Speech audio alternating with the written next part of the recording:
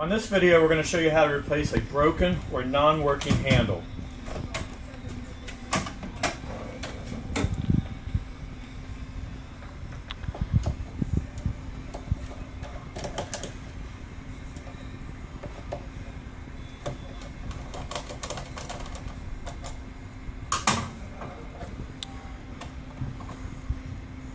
Push the plunger in with your finger as far as it'll go and pull the handle out.